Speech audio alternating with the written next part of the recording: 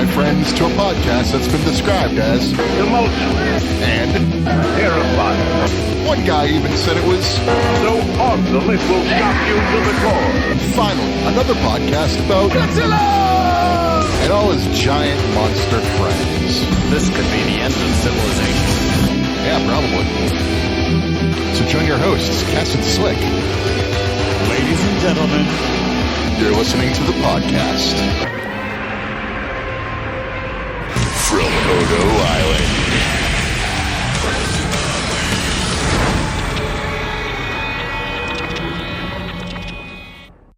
Welcome to the podcast from Odo Island.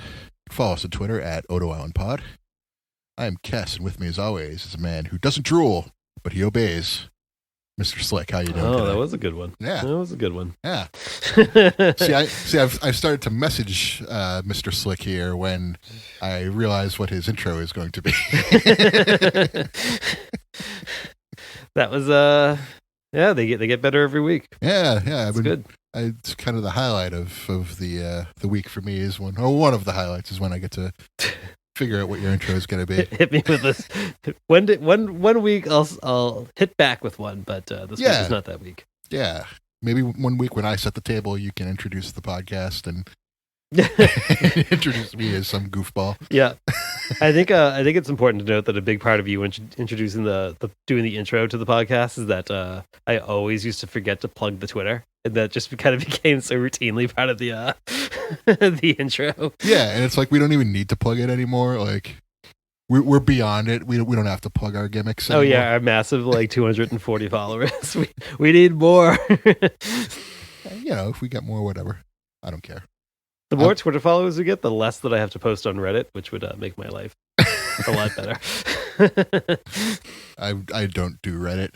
I was never into the internet message board lifestyle. Reddit's a fine promotional tool, and it's a good if you tailor it just right, and you just make sure your news feed is just topics you want to hear about. It's pretty good.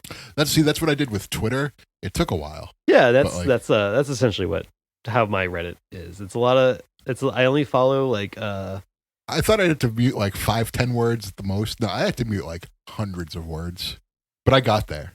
Oh, on Twitter? Yeah. You mean? Yeah. So I got there and now it's good. Yeah. Well, there you go. There's our social media habits. If I see a bullshit account saying something dumb, I'll just mute them too. But typically I don't have to mute too many accounts. It's more of just the words. Because then I just don't see their stuff at all, and I'm just okay. Yeah, it's important to tailor your social media to your interests and hobbies and positive because things. The algorithm will not. Yes, right. You got to be a little proactive in your social media usage, but that's enough of that. Before we get to our topic today, we got to talk about the Chinese knockoff of Skull Island. Oh God, yeah. What's it called again? I forgot. Monster Island? Yeah, Monster Island. Which is funny. Starring Eric Roberts. No, it doesn't. Would you stop? That poster you sent me said Eric Roberts on it. No, it didn't, did it? It did. Really? Yeah. Why do you think I went on that tangent? I just thought you were kidding. Because he's not in the trailer. Fair. Because he's not in the trailer, right? Maybe you sent me the poster to the Asylum one, and maybe he's in the Asylum one. But you sent me a poster, and it said Eric Roberts in big, bold, impact font. Wait, was it... I might have sent you the poster of the Shin Rampage. Very similar looking movie as well. Maybe. But I sent you the trailer to, Monster Island, or whatever the hell it's called. Which is funny, because, that Shin Rampage movie, or at least how that's being marketed in Japan, but I think that's also made by a Korean or Chinese company. They look very similar to the point where I actually thought I was watching the trailer for the same movie, but then I realized they're actually subtly different. But either way, they both take place on an island with oversized alligators and spiders and some other shit. The Asylum flick, you sent me the poster to the Asylum one. Yeah, it's Eric Roberts in that one. Can I see the poster? The Monster Island one. Yeah, I'm gonna bring it up and give it to you right now.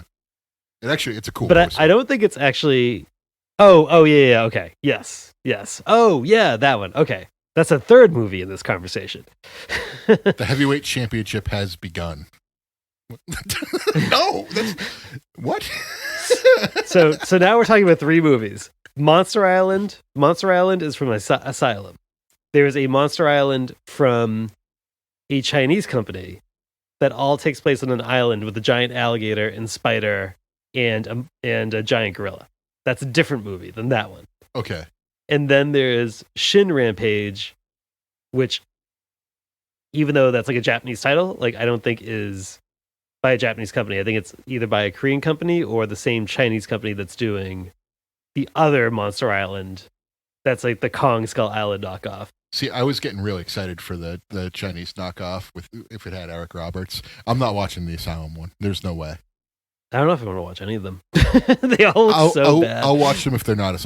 After Ape vs. Monster, I can't go back. Yeah, well, I watched the trailer for the Asylum Monster Island one like a long time ago, and I was like, this is fucking horrendous looking. I put it on for like 2 seconds, and I saw that it was by Asylum, and I shut it right off. Yeah, I was like, yeah, like absolutely not. Like those things are just bad. Like, but the poster looks really cool. It's like the Rodan creature is like a single-headed Ghidorah, but like he's Rodan basically. The Mothra looks to be a Biollante-esque Venus flytrap type of, or praying mantis, I should say. And the Ghidorah looks to be a giant snake, almost like Manda. Yeah, I'm not going to watch any of these movies. And then Godzilla just looks like a wolf. Maybe when we run out of Kong movies to do for Christmas, we start subbing these instead. Deal. Okay, I'll do that. Good. That saves us a couple years. Like, the poster is very awesome, and I already know the movie will not be. It'll just be like tinted blue, tinted red, tinted green rooms, overhead shots of Langley, fucking and Eric Roberts. Then the same cast in the next scene, so they do like a segue, and then like this cast will just be in a completely different surrounding. Oh my god! You know what you could watch instead that I watched? I binged this entire week. What's that? Was SSS Gridman. So I heard you talking about that. I did not get into it though. So when we were kids, did you ever watch the show Superhero Cyber Samurai Squad? No. So I'll describe it and see if you remember it. It was during the time of Power Rangers, but it was like the premise of this one was like the Rita Repulsa type character is like in a computer, and he has like basically brainwashed like some like a bad kid in a high school. So it's like Facebook. Yeah, basically, yes. So Facebook personified has like kind of latched on to like this like loner kid who like hates all of his classmates, and is basically like he's like a 90s like computer kid, and he's like, all right, I need you to design kaiju, and I need you to attack like the internet with your kaiju that you designed.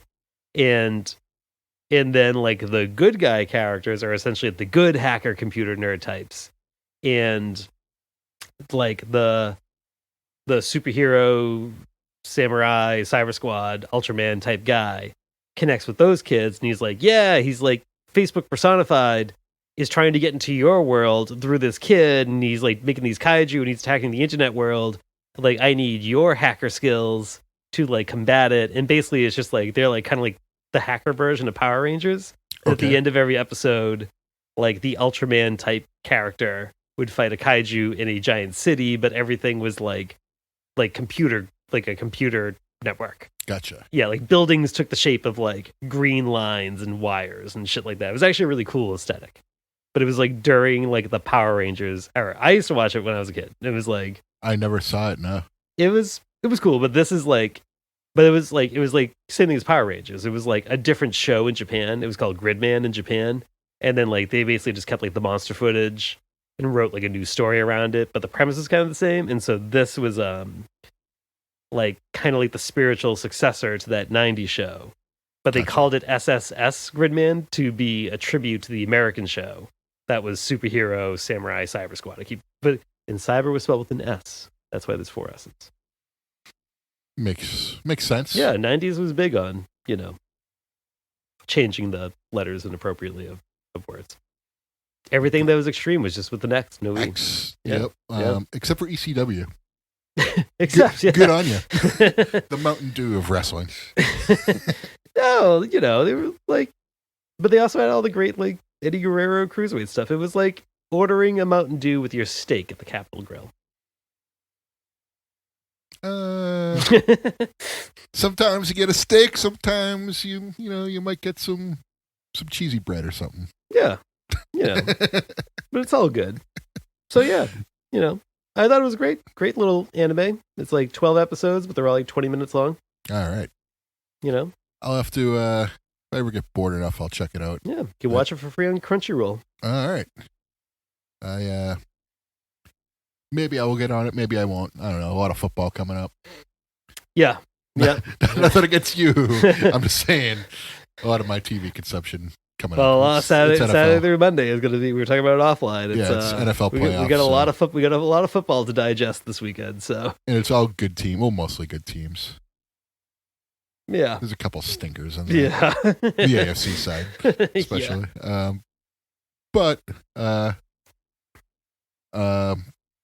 Are we watching a movie this week that's more on the AFC side or more on the NFC side? Oh, find out. Yeah, that's a good presentation for this.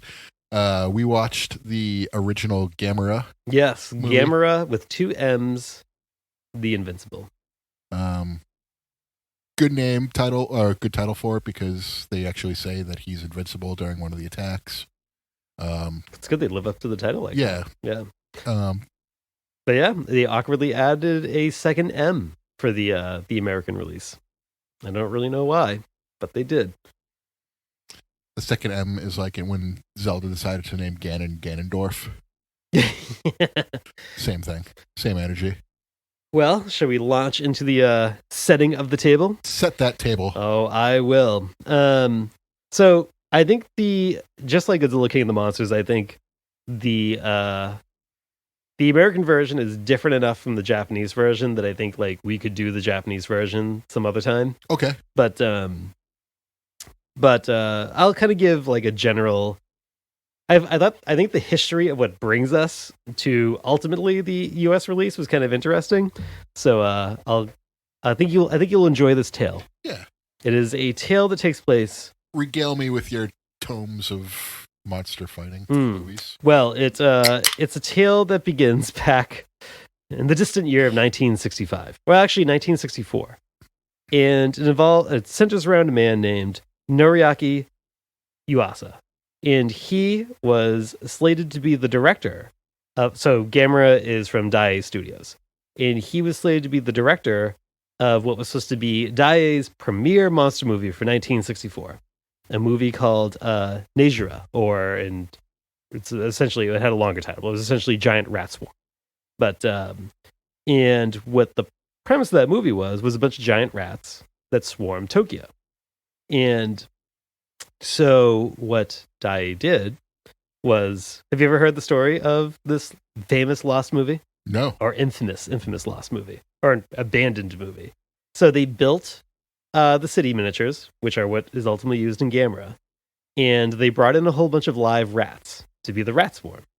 But the rats were flea infested, disease infested. They were completely wild. These weren't like trained rats. They just literally brought in. So it was sewer like rats. Vince Russo bringing in the dogs for the Kennel Hell match. Like literally just, yes, it was like literally just like that. Completely untrained, and they let them loose on the set. And there's actually some surviving test footage of them, I think, running over the miniatures. But basically the Board of Health had to shut the whole production down after like 2 days. And the whole movie was abandoned. And all the blame kind of fell on this director, Yuasa. Who, it's debatable how much his fault it really was. And so the president of Daiei at the time, his name is Masayachi Nayagata. At the same time, he was on a plane and came up with this. He had this idea for a story that involved a giant turtle. He had this vision of a giant turtle flying next to the plane. He goes, he's like, we need to think of a story. And someone on the Daiei staff came up with a story treatment called "A Fire-Breathing Turtle Attacks Tokyo." Very on the nose, very literal. And so he goes, okay, we'll go with that, but it's gotta be low budget, and we gotta reuse like the miniatures and stuff like that we had left over from the giant rat movie. And Yuasa is assigned to the movie because they basically just like, listen, you dropped the ball on that rat movie, you got to make it up here. And there's actually there's some stories that I was trying to find more information on this, but it sounds like everybody at Dai Studio was just verbally abusing this guy during the entire production of Gamera. They were just like, you screwed up, you effed up, now you're on this shit project. Like, it's going to be a stinker. It's going to be your fault. And, they were just killing this guy, over this movie. And at one point, it was, I think they fell behind schedule a little bit. And, they were just we're going to bring in Super Raya Productions. They're doing Ultraman. And, they're kind of attached to the Godzilla movies. And he's like, nope, I'm going to finish it. I'm going to finish the project. He refused to be taken off. Got the project done. It released. It ended up being a bigger hit than anybody expected. So, I mean, it wasn't a huge hit, but I mean, it was a lot bigger than it was, but he was given... I like this redemption story. Yeah, then he goes on to... He technically does not direct the next Gamera movie. He's the special effects director for the next Gamera movie. Okay. But then he remains the director for the entire Showa Gamera series from there on out. Okay. So, he won out in the end, And then it sounds like after Dai closed, sounds like he had a pretty decent career, working in TV and movies through the 80s and the 90s and stuff like that. So yeah, it was the redemption story. But for this movie, he was given all outdated equipment. The movie, it's 1965. This is when we're talking about Godzilla versus Mothra or Godzilla versus Thing, Ghidorah 3 and Monster Zero has already come out. Everything's in vibrant color. Yes. But this movie's in black and white because they were just we're not giving you any money. Yeah. And he's filming everything with outdated equipment. And but still, ended up being a hit. When it came to America, it's the only Gamera movie, Showa Gamera movie to get a theatrical, actually only Gamera movie in the West to get a theatrical release through World Entertainment Group. Obviously, they deleted a lot of scenes of the Japanese actors and inserted some very interesting American scenes. And I don't know what you're talking about. It seems seamless to me. Yeah. But it does actually add a few actual special effects scenes that were not in the Japanese one. When Gamera attacks the oil refinery, there's some scenes that are actually exclusive to the American version. Oh, okay. Interesting. Yeah, so it's actually a little bit longer. And Titan Studios did the dubbing, which is one of the same companies that was doing a lot of the Godzilla movies in the 60s. So I instantly recognize half the dubbers from Godzilla versus the Thing in this movie. And I was like, oh yeah. I was like, I bet it's the same studio. And then when I looked it up and I was like, it is the same studio. Yep. So there you go. There's the redemption tale. Yeah. I like that background story a lot. When you talked about the guy taking a lot of shit at his job. I was staring off into space, having flashbacks for a minute. I was like, wow. Well, just like me. Your Gamera is in your future. Me and John on Bad Dirty Fun, we talked about this. My life is taking the Dusty Rhodes career turn, and right now I'm in TNA. Dusty or Dustin? Dustin. Dustin, okay. Right now I'm in TNA. You're in your Black Rain face. So if you understand wrestling, you know. Sorry. If you know, you know. That was a fun joke. Yeah, so that was great background, though. I didn't know any of that, so yeah, that was. I learned a lot today. Yeah, that was. I learned something today, guys. But yeah, so the movie starts with basically the Cold War waking up Gamera. I thought that was pretty funny. It was very hilarious for me watching this because 0% chance any of this is feasible nowadays. I mean, we got into a war over supposed WWMDs. We didn't even have proof. We were like, we're doing it, guys. So nowadays it's oh, we shut these guys down. Oh, but we do it all the time. You know that. Come on. Yeah, I know. This movie starts with American fighter pilots shooting down Russian fighter pilots who have sweet rear-firing missiles in their jets in this opening scene. I also like that the Russian jets are totally cast in black, for the most part. They're so shadowy and so evil. So that sort of looms over like eventually what has to happen, which is, there's tension between the U.S. and Russia. Everyone knows that during this period of time, but they basically have to find a way to work together to get rid of this larger opponent in Gamera, who they awaken. Yeah, it's very Watchmen in that sense. Yeah, it's exactly right. Yeah, and so like just jumping ahead to like basically tie this all up in a nice little bow so we don't have to revisit it. There's a scene where the Americans, Japanese, and Russians are all in a conference room together trying to decide who's in charge for the mission.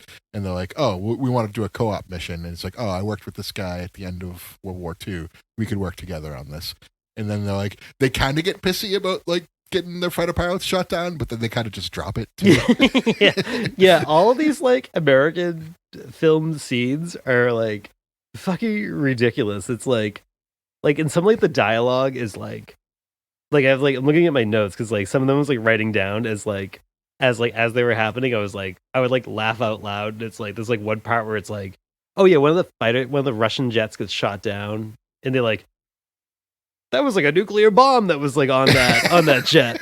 And then like one of the other guys like turns to the general and goes like, well, this is like an isolated incident. And he goes, you call a nuclear explosion an isolated incident? And I was like, what? I love how they're with like the Eskimo people during that when that goes off, and they're like, well, if that cloud comes this way. Anyways, guys, see you later. Well, you're all on your own now, Eskimos. Yeah. Hope that wasn't anything you depended on for food or water over in that area. Yeah. So I thought that was really funny. This movie immediately fails the Bechdel test. Oh, 1,000%. Are we talking about the woman that like everybody objectifies and like people? Her first scene, she walks into the room. She's hit on twice by two different people. Yeah, and then she has to go make coffee for her boss. Yes, and he's like, Sergeant, better put on a cup of coffee. It's gonna be a long night. I was like, and make another pot. I was like, how do you know the pot's empty, pal? I was just like it's like I know this is like a product of its time, but even that seemed like particularly gross. I don't know, Chris. Making coffee is extremely difficult. It was just. I rely on the work ethic of women to be able to do it properly for me personally, because putting the beans into the filter and then putting it back in and then switching on, that's tough. Yeah, that was all that was gross. Yeah, all of that was gross. I'm just trying to play into you. Yes, very gross. Yeah. That was it was just I was like it was like even for like this is like the mid 60s. I was like this is like probably going to be gross for this time. In its defense though, they did have a black officer there who was just part of the crew. They never mentioned it, which is very good. He was just one of the guys. So hats off to you there. You were good there, at least. Yeah. Yeah, but when it came to your sexism, not so good. Not so good. Not so good. No. By not so good, I mean you were terrible. In the Japanese version, though, there's really not any of that like sexism. So it's very different and jarring when you go to the Japanese side of the movie, where it's like everyone's kind of cooperative and there's no issues there at all. So it was definitely like an American problem. Yeah, and there's like a subplot that's deleted from the American version on the Japanese side where like it more ties into like the family and how like some members of the family are loved a little bit more than the kid who's like kind of like the main character in the Japanese, like Gamera's friend. Yes, Gamera's pal. Well, Gamera saves him. But we got to talk about the scene that we were just both dying at. So the father of the kid is like, you have to get rid of this turtle. Like, oh yeah, you have to get rid of it. And the kid's just like, we'll buy you something. Well, the parents like, we'll buy you something nice that you want. What do you want? And he goes, I want to keep the turtle. And he's just like, you have to get rid of it. I know it's cruel. It is.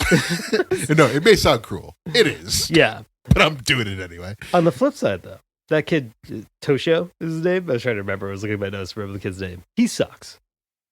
He's a kid. I hate that kid. Yeah, like kids usually aren't great in like anything. Like, I usually wind up hitting the kid. This was pretty mild. I've hated other kids more. It's just like like so he goes, "Oh, Gamera saved me." I'm like, "Well, Gamera also smacked the lighthouse that you were on and put your life in peril to begin with." Like, and like, you know, he didn't save you because like, I don't know, an earthquake happened and you fell off a lighthouse. He smacked the lighthouse. And then he caught you. Yeah. And then he's like, Could have been like, incidental. And then like later, like when Gamera is like attacking like Tokyo, and like there's literally a scene where Gamera rips the roof off a building and just melts a bunch of people with this fire breath. And he's like, Gamera, don't do that. And then it's like when they're trying to like lure Gamera to the shore, they're just like, and he's like, Gamera, go back, it's a trap. And then like when he sneaks on the train at like the end of the movie, and I was like, this kid sucks. So I was like, I hate you, kid. I didn't like the people being like, oh, we found a stowaway. All right, kid, you can stick around. Don't worry about it. I hated that kid. in the pantheon of kids in the movies we've watched, he's, you know, I wouldn't say he's top 5. He's one of the more garbage kids, to be honest. But like, you know, not the worst, I don't think. Yeah, well, you know, he's the blueprint for really terrible kids in Gamera movies. Although the rest of them are just going to be annoying. I found him actively terrible. Like, it's like I feel like because Gamera is like kind of like the villain in this movie, so I kind of feel like, you know, him almost like trying to actively sabotage the plans to repel Gamera. He reminds me a lot of the dude in King Kong 74 or 75. Oh, Jeff Bridges in 76. 76. That's 76. Yeah. Yeah, he reminds me a lot of Jeff Bridges because he's a stowaway and he's actively trying to fuck up everyone's plans to like capture the monster. Or kill the monster. Yeah. Cheers when Gamera kills people. Yeah. Which is like, come on, dude. Also, at one point, I forget exactly what scene it is, but he comes into a room and they're like, oh, this is like, you know, Toshi. And he goes, I like turtles. Just like that kid in the meme. I did notice that. Yeah. I like turtles. Yeah. It was I totally thought of that and forgot about it. Thank you for bringing that up. Yeah. That's why I keep notes. But also other funny thing in the movie is like when the military like succeeds in knocking Gamera on his back, and they all start laughing at him, going like, "You're gonna be dead in a couple days because you're gonna starve to death." And then Gamera just like flies away, and they're like, "Oh, nuts to us." Yeah. So I think the best scene in the movie was the first Gamera attack scene, the oil refinery. Yeah, when he starts inhaling the fire, and they're like, Stop shooting. He's invincible. Yeah. I was like, this is some good stuff right here. I like this. Yeah. The other attack scenes were also good too. Don't get me wrong, but I thought that one was probably my favorite part of the movie. Yeah, it doesn't look bad overall. Yeah, the oil refinery looks the best. Like when he attacks Tokyo, it's like they're just kind of like, this is like where you start to like appreciate like Toho shit, right? It's like he like knocks over a building. It's just like an empty building, hollow building that just like collapses, and you're like, well, okay, yeah, like this is Toho does a little bit better job with the little details. Yeah, right, and it's like, you know, so that was, but obviously they put more money into it too, so it's not exactly this has like a fraction the of movie's the fault. It's more of the production company's fault. Yeah. And, you know, I get to work with a limited budget, but. You know, the American version also has, in the middle of, you know, Gamera's attack on Tokyo, and at the beginning of the movie, you get the surf band playing the surf Gamera theme that randomly exists in this movie. The what theme? The surf theme? Remember they played the surf song? Yeah, the Batman song. Oh, okay. What were you talking about? Gamera surf theme? It was just Batman. No, the lyrics were changed a little bit. I know. I thought that was fun. Yeah. I was saying Batman to it while watching it. And then I thought of the Adam West Batman. I was like, I want to watch some of those episodes. Yeah. Those are... I used to watch that all the time as a kid. Yeah. And then I also like that they keep saying we're going to go with Plan Z, but they never quite explain what Plan Z is. It just kind of happens. Plan Z was just putting Gamera in a giant dick and sending him to Mars. Yeah, I was like, you don't explain what Plan Z is through the entire movie. And I was like, yeah, we're gonna go with it. Then it's like, so would this be Plan Z to outer space? That's how I would take it. Yeah. So we've had Plan X and Plan Z. Where's Plan Y? I mean, I guess everyone just writes that one off. Maybe that's when maybe Plan Y in all these movies, like when someone goes, we gotta fire some nuclear missiles. And you go, no, we can't do that. I'm like, okay, on to Plan Z. Okay. All right. So Maybe it's a flyover plan. This is this could also be renamed Plan MST 3K, because I mean this is basically the ending to this movie is basically the beginning of Mystery Science Theater 3000. It kind of is. Yeah, you're right. Gamera is like in a Gizmodo Institute like jumpsuit. And by the way, you're welcome for me watching the actual movie and not a Mystery Science Theater 3000 I did wonder version. if you were going to watch the Mystery Science Theater 3000 movie. Also, one of the only movies that's been on Mystery Science Theater 3000 twice. That's a little piece of trivia right there. But it was like that very first season when they were on public access. All right. And then it was like season 3. They do it when they do all the other Gamera movies. It comes back. But I've never seen that one. the public access ones are they're funny, but like they're very rough compared to like the later ones. I've seen a few of those public access ones, and well, they're still funny. Like I said, it's much better when you watch them as like the Comedy Central show, because like they're polished. It's like their humor's more on point. You know, it's they're refined at that point, so it's better. But I probably will watch the Gamera Mystery Science Theater 3000 eventually. I haven't watched that since I was a kid.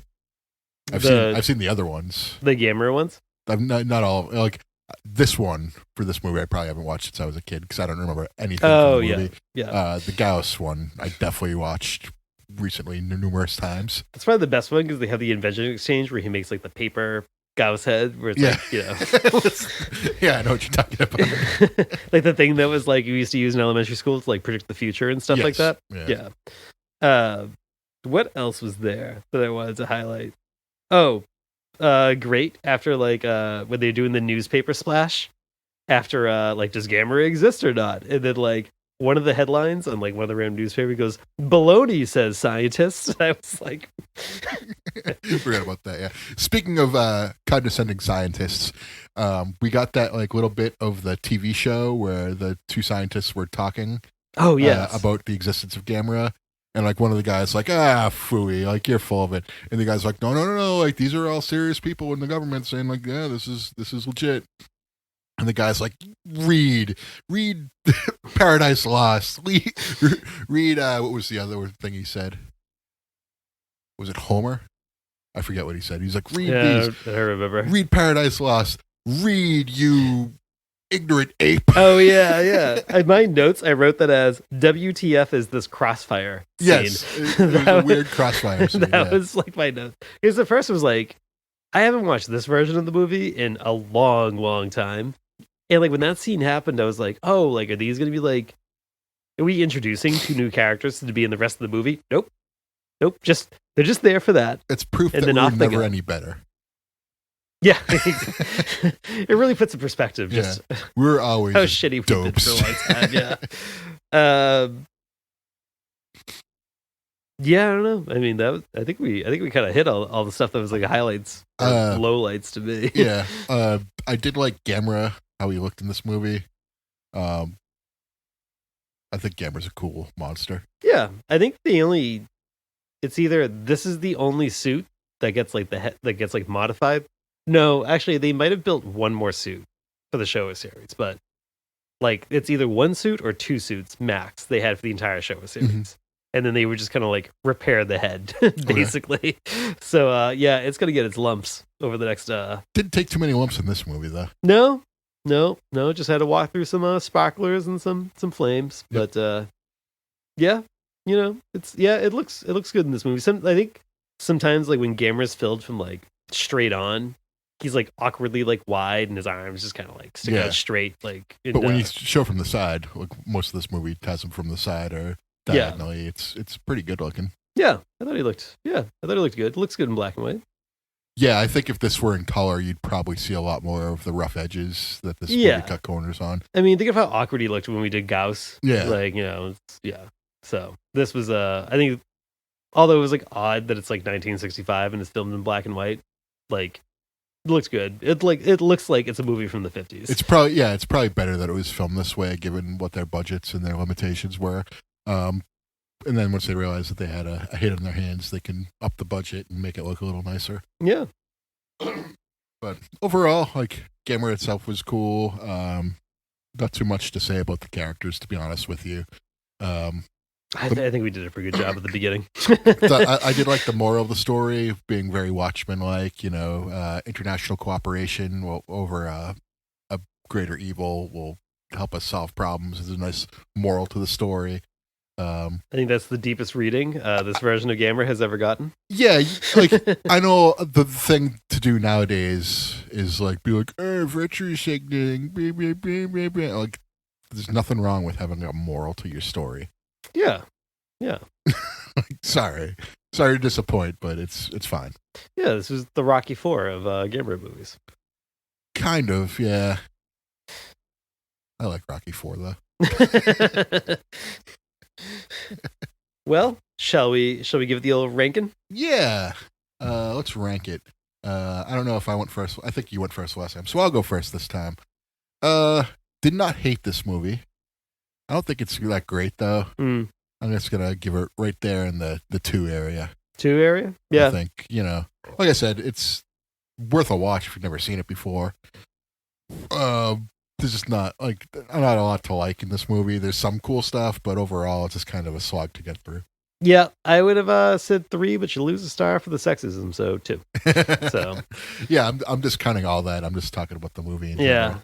Yeah. Still a 2 for me, but it was I think 1965 is still too late. Yeah. For that. So I don't think I'm gonna be too big on the Showa Gamera stuff. I like the 90s stuff a lot. Yeah. Arguably better than the Heisei Godzilla movies, in my opinion. Sure, yeah. I think a lot of people would probably share that opinion. But like for right now, it's just I don't it's not for me. Yeah, these Showa ones are totally it's interesting because we have not done any of like the super kiddie ones yet. Yeah. Like we haven't done Gamera versus Varas or Zigra or Jiger. And like that's like when it gets like super, super kiddie. Yeah. And I understand why they did that too. It's like Sure. kids who go to the movies at that time, so they need to appeal to their audience. but it's like, makes oh sense. boy, does it like there's like the next Gamera movie is Gamera versus Barugun. And like I haven't watched that in forever, but like that's like a very serious movie. Like it's played very straight. Like there's like some like adult themes and stuff like that. And it like I think there's like characters having like affairs and like bank robbers and shit like that. And it's like fairly dark. Like Gamera's like not instantly a good guy in that movie. Like he's still kind of like a tweener. All right. But it's like way more serious in tone than like everything that comes after. And like Gauss is like that bridge into it becoming like really like little kid stuff. Yeah. And so like I don't know, like I said, I haven't watched Gamera vs. Baragon in forever, so I'm actually kind of curious to like. I remember thinking it was really good because Baragon's like just like a super evil like enemy monster, like enemy kaiju and stuff like that. Like, but then it's like it's gonna get like wild. Where it's like by the time we're watching like Varas and Zigra, we got these like sea creature things that are really aliens that are like trying to take over the world, and it's like it's just like lunacy that's like going on. So and then we'll have to watch Gamera Super Monster at some point, which is like the final Showa Gamera movie, which is like notoriously horrendous. I have heard that. Yes. I've never seen it, so I have no basis of ranking it or anything like that. But in a nutshell, it's almost all stock footage from the past movies. All right. And the Gamera prop or the Gamera suit is like basically unusable. And so like they have this like flying Gamera prop that like the only thing you can do is like kind of like waggle its jaw. It's like that's like your only new footage of Gamera. And then it also knocks off Star Wars, like a straight up Star Destroyer is like what the aliens use to invade Earth. It's like legit a Star Destroyer. It's bad. It's like it's fucking bad. Well, looking forward to eventually doing that. We got a lot of other movies we could talk about in the in-between, so we'd have to rush right into that. Yeah. Though. So yeah, US version. 2 stars from both 2 of us. stars. Yeah, not great, but Yeah. It's certainly not a piece of shit. No, it's I don't know. It's like I was like thinking about like my rating going into this, going like, yeah, I was gonna probably give it like 2 stars. I was thinking how like I like gave Varan like a very high, like the US version of Varan, like a very high 3 stars, and I was like, oh my god, I was like, I can't believe I like that movie so much better than this movie. Yeah, that'll do it for Gamera. Double the M's. Yeah, double the M's, double the fun. And now this. Hey, you get any figs? No figs, but I got one thing. What'd you get? Well, my wife actually got me a Godzilla ramen bowl. So that's what I got. I don't think it's officially licensed. It could be a little bootleg. It does say Godzilla on it, but it's a little hard to tell if it's actually officially licensed or not. I'm actually not sure where she got it. So, is it a Dandai? I don't actually know if it has any real markings on it, but came with some good chopsticks, and it's got like little like holes like in the bowl that I could like slide the chopsticks through to have them hold the chopsticks, and it's a good deep bowl. I've used it for sometimes I enjoy some instant ramen, but I try to buy the good brand instant ramen. We endorse Sapporo Ichiban as that's the official instant ramen brand of the Odo Island podcast. Sure, you should try it. It's very good. I don't know if I've tried it or not. I've never really sought out ramen too much. I've had. Trust me, I've had it. Oh, none of this is like real ramen. All this is just we're like different qualities of cup noodle. Yeah, exactly. Is what we're talking about here. Like, and I'm not above eating a nice thing, a cup of noodle. I think Absolutely those are not. awesome. Yeah. Absolutely not. So yeah, good to know. Yeah. I have had. I'm gonna go food shopping the next day or so. So I'm gonna seek that out and have some. It's a little hard to find. If you go to the Target that is in the town next to us, they have some Sapporo Ichiban. Gotcha. There. We prefer the tonkatsu one. They don't have that there. Do they have any at H Mart?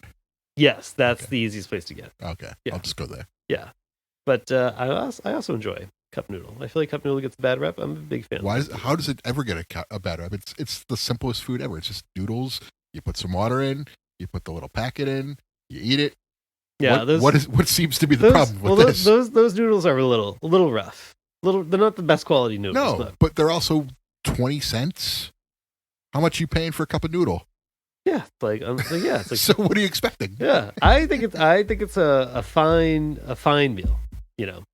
It's like, so I have been to Japan before, and I have gotten like real deal ramen at like real deal ramen places, and like when you get like authentic ramen, it's like the greatest thing on the planet. Mm-hmm. But at the same time too, like I would like to go back to Japan, and I would like to make Osaka part of my trip. And it's in Osaka, the Cup Noodle headquarters and museum. Oh wow! And you know what you can do there? You can make your own cup noodles.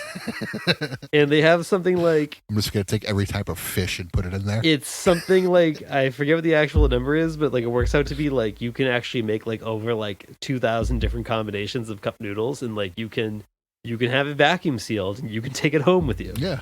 So, on the to-do list. Go to the Cup Noodle Museum, make myself some cup noodles. And I think it's like $1 or $2 to make your own cup noodles. I definitely want to go to Japan, but I would stay stationed in Tokyo, and I would go for Wrestle Kingdom. That's pretty much my ambition, is just to go in the middle of winter and freeze my butt off and go watch some wrestling in the Egg Dome. Sure. Yeah. Well, it's plenty to do in Tokyo. I was there for almost like 2 weeks, and I did like I went to a fraction of the wards that you can go to in Tokyo. Yeah.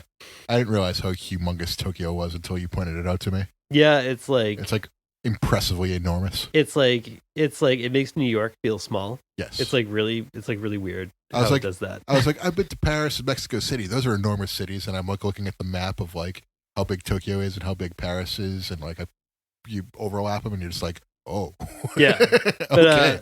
I've also been to Kyoto, and Kyoto like feels very Boston and Chicago-esque, which is like nice too. It's like you can kind of wrap your head around it like a little bit more. Whereas like so Shinsuke Nakamura is from the Boston of Japan. Yeah, basically. I equate Kyoto as being the Boston of Japan. So that's like how I described it to people. I said that is the Boston of Japan, is what Kyoto is. Cool. That's it's a little bit more like old timey in the sense like Tokyo's like hyper modern. I mean, Kyoto's very modern too, but like it does kind of feel like how like Boston is, like a little bit like kind of like a mix of like old world, new world kind of, Yeah, I was just in Boston the other day, and everything looked different from the last time I'd been there, which was probably like 4 years ago now. It's just crazy to think that. Like, I've been to like Brighton and like Allston and stuff like that, but like I haven't been to like Boston proper in years. Huh. And just being there, I was just like, wow, this looks so. Like, probably the last time I was in Boston proper was Oh, I did see some Bruins games, but that was just the Garden. You just take the train in and go there. Yeah. Like we walked around a little bit, and it looked completely different from the outside to me. Huh. Like completely foreign. I was like, wow, this is awesome. Well, how about that?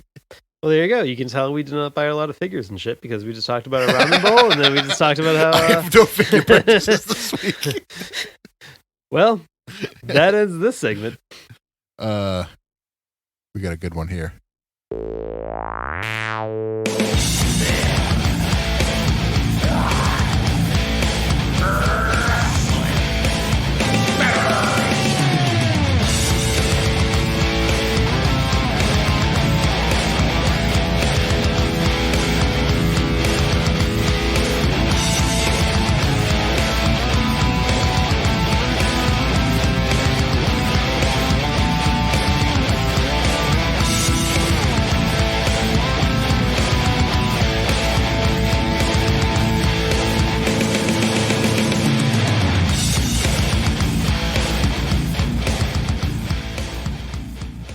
All right. An interdimensional warp has opened in the OIWF. Chaos has ensued. Yeah, I mean, your side of the island is just fucking. My side of the island has torn at the fabric of reality itself in the OIWF. Yeah, what's going on over there? The NECA World Order just came out to just tell people what's what, and the Power Rangers showed up. They're not part of the OIWF. No. How'd they get here? I mean, I don't know. We're going to find out. So they are at war with the NWO. And who knows how this is going to turn out. So we know who they are, but we don't know why they're here, is what you're saying. Where is the Nacho Man? That punk can't even get in the building. Who financed the Power Rangers in America? Was it Saab Entertainment? So Ted DiBiase is going to be the Saban. Who is the Saban Entertainment behind the Power Rangers that brought them here? You think it's Ted DiBiase, but then it's just really Eric Bischoff. I'm back. Power Rangers showed up and they're at war with the NECA World Order, and who knows what this is going to what's going to happen with this is just bonkers. Shin Godzilla still has not defended his Real World's championship, now the NWO championship, which he's holding right now. I have posed my Godzilla figures with their belts. Full disclosure, I do the same thing at my house. So, didn't realize. But yeah, I have a bunch of these, so I can get away with it. Yep. Burning Godzilla successfully defended the Intercontinental title in a very quick and brutal match against Space Godzilla, who is now probably fallen out of the rankings. Yeah, probably. Yeah.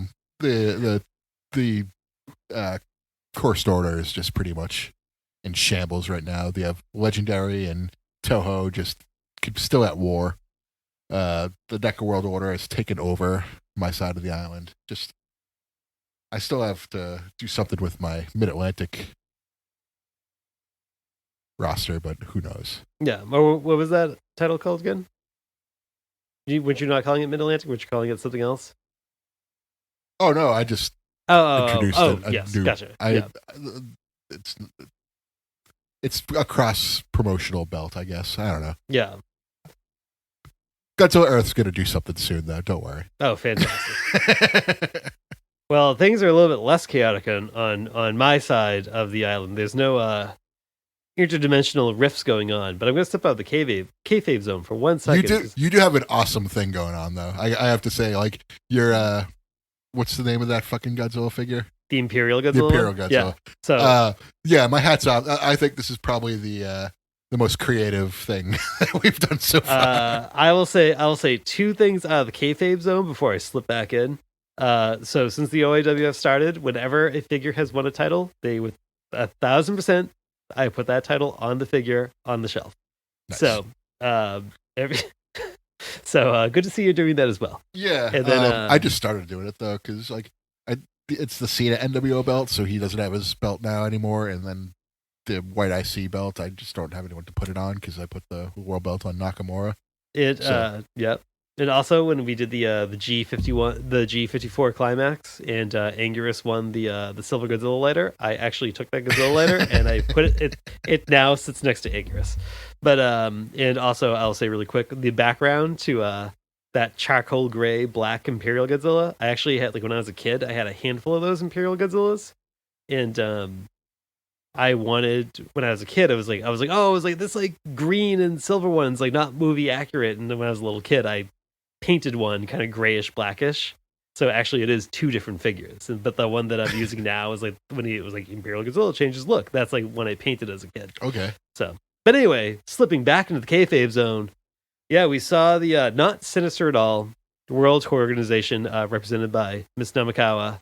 You know, we saw this behind the scenes footage of where she was kind of caught speaking with Imperial Godzilla, and, you know, I mean, that was not a figure that had a decent run, the G54 Impact Classic, when we first started that, but after that has not really been able to gain any ground. And, you know, it looks like Miss Namikawa made him an offer to, you know, perhaps turn his fortunes around, and boy, did he, in a way. He did. He came out decimated local talent Playmate Scorosaurus. Unveiled his new finisher, which is a stunner that will soon have a different name. Just got to think of one, and just really sent a message to the entire this side of the island of the OIWF. It was. I mean, I don't know. I mean, this World Tour Organization backing Imperial Godzilla, like, they say they're not sinister, but I don't know. They seem kind of sinister. So who knows what's in store? You keep saying it's not sinister, but I mean, they say they're not. You know what? All right, I have to bring this up because, goddamn. Okay, so you know what this reminds me of? I don't know if you watched WCW when you were a kid, but it reminds me of Terry Taylor, the computerized man of the '90s. Do you know what stable he was a part of? No, because that's actually like a little bit in the black hole of WCW watching for me. It was called the York Foundation. Oh, okay, yeah, yeah. It was like Terry Reynolds' stable, yeah. where she would like analyze their opponents and put it in the computer and like tell Terry Taylor like what to do and stuff. I'm like, I always thought that was like the best idea, kind of like a Rocky IV vibe to it when they were the Russians and stuff. I always thought that was like the best idea as a wrestler to like analyze your opponents with like computers and stuff when I was a little kid, not realizing how like stupid it sounds now. But like when I was a child, I thought that was a very good idea. Yeah, well, I mean, maybe that's what's going on with this Namikawa in the World Organization, but they say the motives are good, so. Yeah, they've sponsored a lot of OIWF events over the past year and a half. So I mean, you know, they can't. That doesn't dispel that they're not evil. You mean what is evil about a giant corporation with a lot of money funneling it into special interest? There's nothing evil about that. We have to take their word for it and trust their money. He's right, but he shouldn't say that.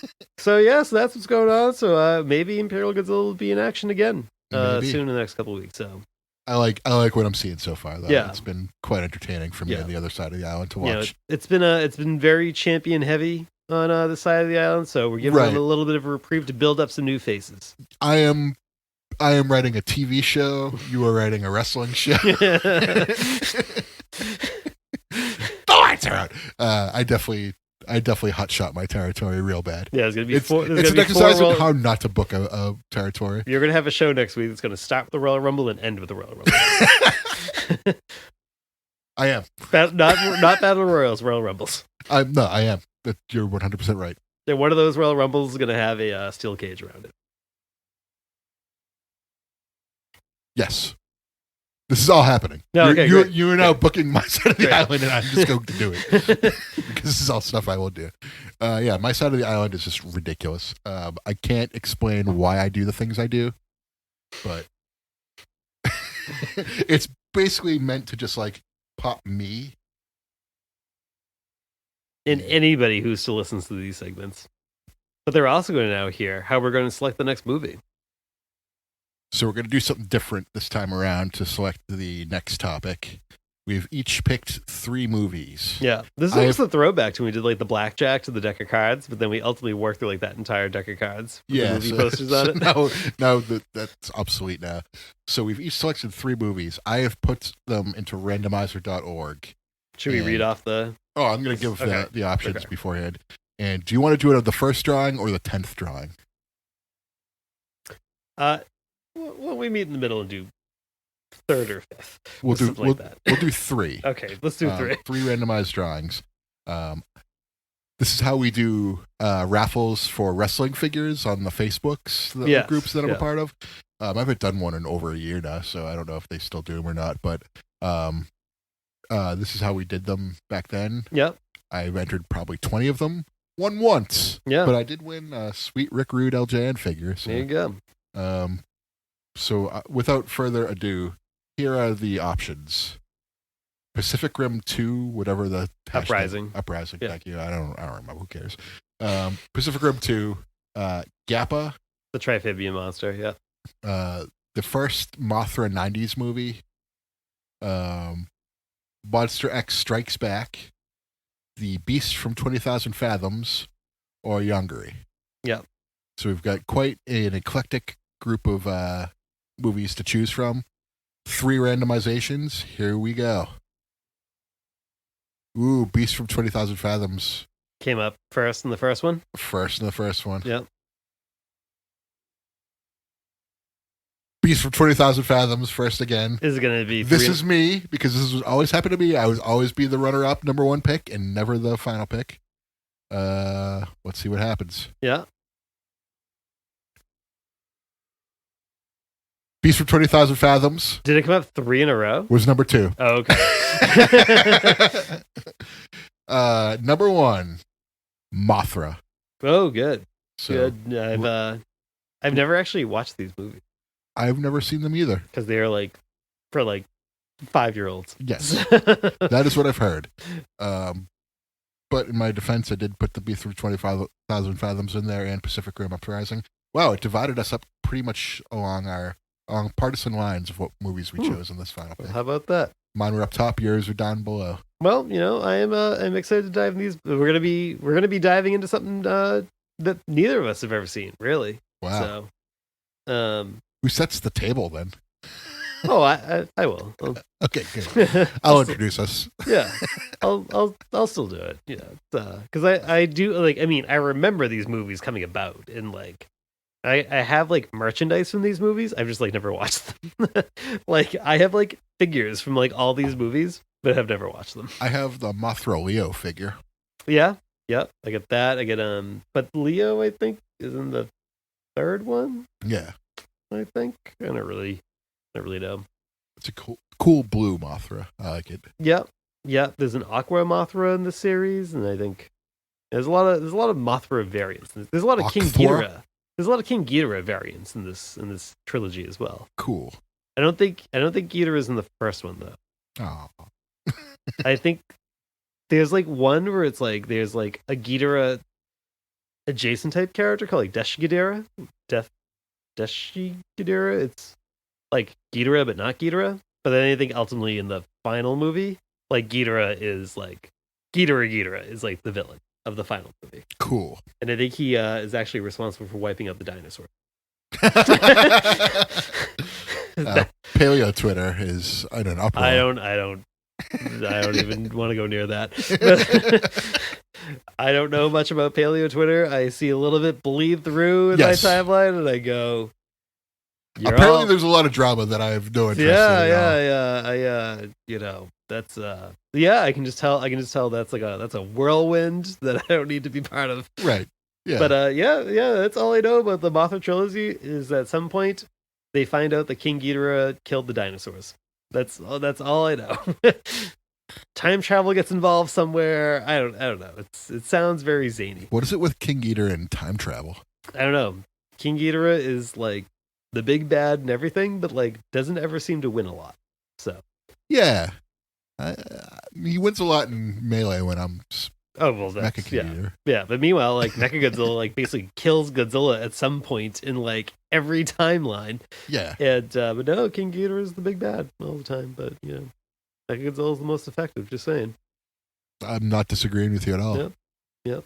All right. Well, next episode will be Mothra. Yeah, I think it's Rebirth of Mothra. Rebirth of Mothra. Yeah. Okay. Yeah. Would you like to leave our listeners with anything? Any words of wisdom? Nope. Not at all.